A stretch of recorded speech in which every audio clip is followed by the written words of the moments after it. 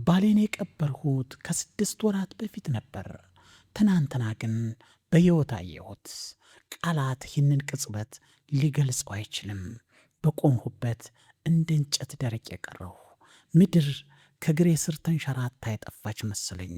እግሮቼ ከፈቃዴ ውጭ ሆኑ፣ ደነዘዙ። ልቤ ከደረቴ ተፈንጥራ ልትወጣ የጉረሮዬን ደጃፍ እየደበደበች ነበር። አእምሮዬ ደረቀ። ለ6 ወራት ያህል ቶማስ የተኛበት የነበረውን የአልጋ ክፍል አቅፌ አደርሁ። ያለሱ እንደገና መተንፈስ የተማርሁባቸው 6 ወራት። በዚያ ጠዋት ወደ ሱፐር ማርኬት ሄዱ። ምክንያቱም ፍሪጁ ባዶ ነበር። የታሸጉ ምግብ መደርደሪያዎች ላይ ቆሜ ተደርድረው የተቀመጡትን የአተርና የሾርባ ጣሳዎች እያየሁ የኔ ሕይወት ቆሞ ሳለ የሌላው ሰው ሕይወት ግን በተለመደው ሁኔታ መቀጠሉ ምንኛ የሚገርም እንደሆነ እያሰብሁ እንደነበር አስታውሳለሁ። የቲማቲም ድልህ የያዘውን ጠርሙስ ላነሳ እጄን ስሰድ ድምፁን የሰማሁት ያኔ ነበር። ድምፁ ጮህ ያለ አይደለም፣ ስሜንም አልጠራም። እንዲሁ በልማድ የሚሰማ የተለመደ ድምፅ ነበር። ቀለል ያለ ሳል፣ ከዚያም ስለ ዋጋ መወደድ የተነገረ ማጉረምረም። ለ41 ዓመታት ስሰማው የኖርሁት የአይነት ቃና። ጋዜጣ እያነበበ ከኩሽና በኩል ይመጣ የነበረው ድምፅ፣ ዳግመኛ አልሰማውም ብዬ ምዬ የነበረው ድምፅ። እጅ አየር ላይ ደረቀ። ቀስ ብዬ ዞርሁ። አእምሮዬ ከመቀበሉ በፊት ሰውነቴ እውነቱን አወቀ ይመስል ልቤ ደልቅ ነበር። እናም እሱ እዚያ ነበር፣ ከሦስተኛው መደርደሪያ በታች ቁሞ የግዢ ቅርጫት ይዞ እንደ ወትሮ የምርቶችን መለያ እያነጻጸረ። ቶማስ ያሰፊ ትከሻው አሁን በዕድሜ ትንሽ ጎበጥ ብሏል። ያ የማይተኛ ብራውን ፀጉሩ፣ ያ ከዓመታት በፊት ከመሰላል ወድቆ ሲጎዳ አሻራ ሆኖ የቀረው የቀኝ ቅንድቡ ላይ ያለው ጠባሳ፣ የቀበርሁት ሰው፣ ስሙ በእብነበረድ ላይ የተቀረጸው ሰው። ጠርሙሱን ጣልሁት። ወለሉ ላይ ተሰባብሮ ወደቀ። የቲማቲም ድልሁ ተረጨ። ሰዎች ደነገጡ። አንዱ እመቤቴ ደህና ኖት አለኝ። መልስ አልሰጠሁም። እግሮቼ ቀድሞ መንቀሳቀስ ጀምሮ ነበር። ቶማስ ብዬ ጮህ። ድምፄ ከጉረሮዬ ሲወጣ እየተሰባበረ ነበር። ቶማስ እኔ ነኝ አልሁኝ። ዞረ። ለአንዲት አስፈሪና ተስፋ የተሞላባት ሰከንድ የሚያውቀኝ መስሎኝ ነበር። የሚደነግጥ መስሎኝ ነበር። ለረጅም ቀን ሳያየኝ ሲቆይ ሁሌ እንደሚያደርገው ፊቱ በደስታ የሚበራ መስሎኝ ነበር። በምትኩ ግን ግራ የተጋባ ይመስላል። በእውነት ግራ የተጋባ። ይቅርታ አለ በቀስታና በጥንቃቄ፣ ልክ በቀላሉ ከሚሰበር ሰው ጋር እንደሚነጋገር ሰው። የተሳሳትሽ ይመስለኛል አለኝ። ቃላቶቹ እሱን ከማየት የበላይ ጎዱኝ። ተሳስተሻል።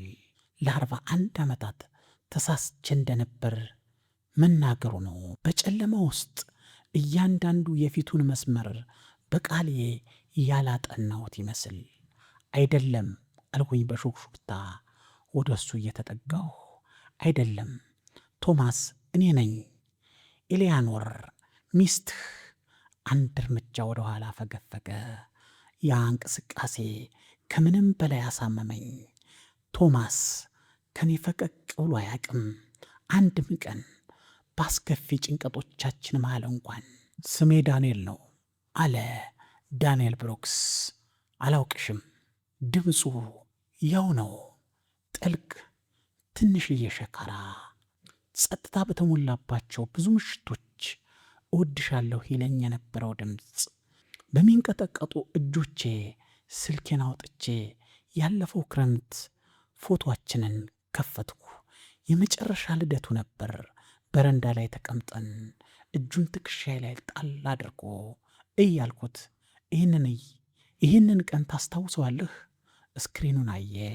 ለቅጽበት በዓይኖቹ ውስጥ የሆነ ነገር ይነበብ ነበር። ረዘም ያለ ዝምታ። ከዚያም ራሱን ነቀነቀ።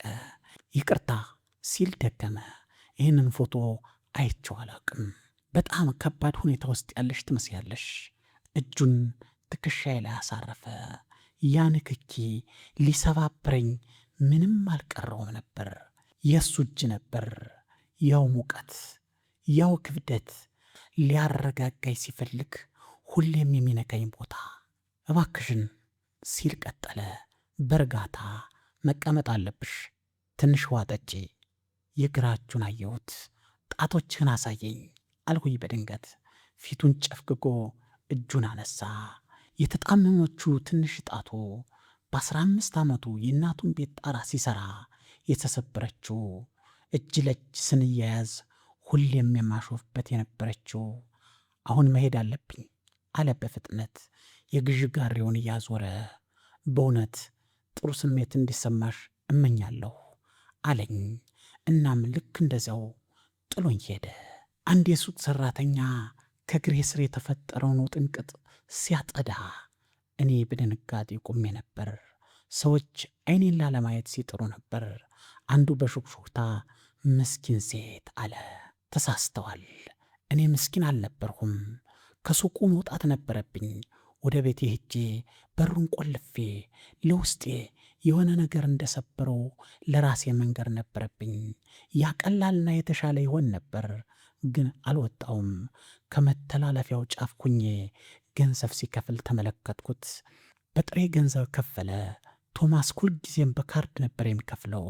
ደረሰኝ ይቀበላል። ይህኛው ሰውዬ ግን ደረሰኝ አልተቀበለም። የብር ኖቶችን በጥንቃቄ አጣጠፋቸው። ልክ ባሌ እንደሚያደርገው በአውራ ጣቱ ጠርዞቹን እያስተካከለ ወጣ።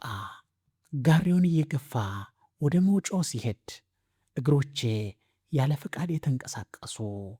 ከርቀት ሆኜ ከመደርደሪያው ጀርባ የመገልገያ ጽሑፎችን የማነብ መስዬ ተከተልኩት። የሞኝነትና የተስፋ መቁረጥ ስሜት ተሰማኝ። የገዛቸውን ዕቃዎች በአንዲት አሮጌ መኪና ውስጥ አስገባ። ነጭ ቀለሟ በጊዜ ብዛት የደበዘዘ ነው። ቶማስ የነበረችው መኪና አልነበረችም። በየሳምንቱ መጨረሻ የሚያጸዳት የሚወዳት መኪና። ነገር ግን ከረጢቶችን ያስቀመጠበት መንገድ የማላውቀው አልነበረም። ከባዶችን መጀመሪያ፣ ዳቦውን ከላይ፣ እንቁላሉን መጨረሻ ላይ። የሰሌዳ ቁጥሩን ሳላስበው በቃሌ ያዝኩት። ከመኪና ማቆሚያ ወጥቶ መንዳት ጀመረ። ለጥቂት ሰከንዶች እዚያው ቆምሁ። ከዚያ ወደ መኪና የሄዱ። ቶማስ ከአደጋው ከ2 ዓመት በፊት ደህንነቱ የተጠበቀና አስተማማኝ ነገር እንዲኖርሽ እፈልጋለሁ ብሎ የገዛልኝ መኪና። ተከተልኩት። ከ3 ወይም ከ4 መኪና ርቀት ላይ ሁኜ እንዳላጣው እየቀረብሁ እንዳያስተውለኝ እየራሁ ተከተልሁት። ልቤ በጣም ከመምታቱ የተነሳ ድምፁ ከራሴ አልፎ ለሌላ ሰው የሚሰማ መሰለኝ። የማውቃቸውን መንገዶች አልፈን ብዙም የማልሄድባቸው ሰፈሮች ውስጥ ገባን። ቤቶች ያረጁና ገጽታቸው የደበዘዘ ነበር። ፍጥነቱን ቀንሶ በዛፎችና በአጫጭር ጌጦች ወዳጌጡ መንደሮች ገባ። ደስ የሚል ስሜት እንዲፈጠር ታስቦ ፈዛዛ አረንጓዴ ቀለም በተቀባ ቀለል ያለ ቤት ፊት ለፊት አቆመ። ነጭ አጥር፣ ትንሽዬ ግቢ ነበር። የሱፐር ማርኬት ከረጢቶችን ይዞ ወረደ። ያኔ የፊት ለፊቱ በር ተከፈተ። አንዲት ሴት ወጣች። በአምሳዎቹ አጋማሽ የምትገመት ምናልባትም ከኔ በ10 ዓመት ታንሳለች። ጠቆር ያለ ፀጉሯን ወደኋላ ሰብስባለች። ሜካፕ የላትም። ብዙ ጊዜ የተለበሰ የሚመስል ሹራብ ለብሳለች። ሴትዮዋ ፈገግ አለች። የይሉኝታ ፈገግታ አይደለም፣ የተለመደ የቤተሰብ ፈገግታ። ዝቅ ብላ ጉንጩን ሳመችው። እይታዬ ብዥ አለ። አንዱን ከረጢት ከእጁ ተቀብላ በለሆሳስ አናገረችው። ቃላቶቿን መስማት አልቻልሁም። ካላቸው ቅርበት ግን ቤተሰብ መሆናቸውን ተረዳሁ። ከዚያም 2 ሕፃናት ከበሩ እየተሯሯጡ ወጡ። ወንድና ሴት ልጆች የ8ና የ10 ዓመት ቢሆኑ ነው እጃቸውን ዘርግተው በቀጥታ ወደ እሱ ሮጡ። አያቴ ስትል ጮኸች ልጅቷ። አይስክሪም አመጣልኝ አለችው። ሳቀ። ያሳቅ ድምፅ ልክ እንደ አካል የምትመታኝ ለ41 ዓመታት በቤታችን ውስጥ ስሰማው የኖርሁት ሳቅ፣ ዳግመኛ አልሰማውም ብዬ ያሰብሁት ሳቅ ቁጢጥ ብሎ ልጆቹ እንዲወጡበት ፈቀደ። ሴትየዋ ፈገግ እያለች ትመለከት ነበር። ሁሉም አብረው ወደ ውስጥ ገቡ። በሩ ተዘጋ። እኔ መኪናዬ ውስጥ እንደ በረዶ ቀዝቅዤ ተቀምጫለሁ። ከመንገዱ ዳር መኪናዬን አቁሜ እጆቼ የመኪናውን መሪ ጨብጠዋል። ፀሐይ በመስኮት በኩል ፊቴን ታሞቅ ነበር። ያኔ ነበር እያለቀስኩ እንደሆነ ያስተዋልኩት። በሲቃ አይደለም፣ ዝም ብሎ ጉንጮቼ ላይ ያለማቋረጥ የሚንሸራተት እንባ። 41 ዓመታት የትዳር ሕይወት፣ 6 ወራት የሐዘን ጊዜ፣ ብቻዬን ስሙን በጨለማ ውስጥ እየጠራሁ ያሳለፍኋቸው ምሽቶች። እናም እሱ በሕይወት እዚህ አለ እየሳቀ የኔ ያልሆኑ ልጆችን አቅፎ። ስልኬን አውጥቼ ፎቶ ማንሳት ጀመርሁ። ቤቱን፣ መኪናውን፣ በሩ አጠገብ ያለውን የቤቱን ቁጥር። እጆቼ በጣም ከመንቀጥቀጣቸው የተነሳ አንዳንድ ፎቶዎች ጥራት አጥተዋል። ጥቂቶቹ ግን በቂ ነበሩ።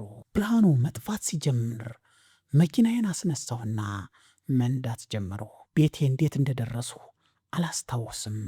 ከዚያ በኋላ ጋራጅ ውስጥ ተቀምጬ ስልኬ ውስጥ ያለውን የእሱን ፎቶ እያየሁ ፊቱን ድጋሜ እያሰብሁ ነበር።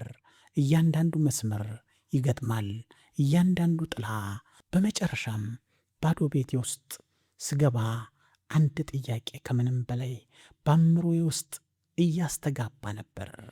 ቶማስ በሕይወት ካለ ታዲያ የቀበርሁት ማንን ነው? የ41 ዓመት ፀሐይ ያልፈታችውን እንቆቅልሽ እዚህ ጋር ቆሟል። ወዳችሁና መርጣችሁ ስለተከታተላችሁኝ ከልብ አመሰግናለሁ።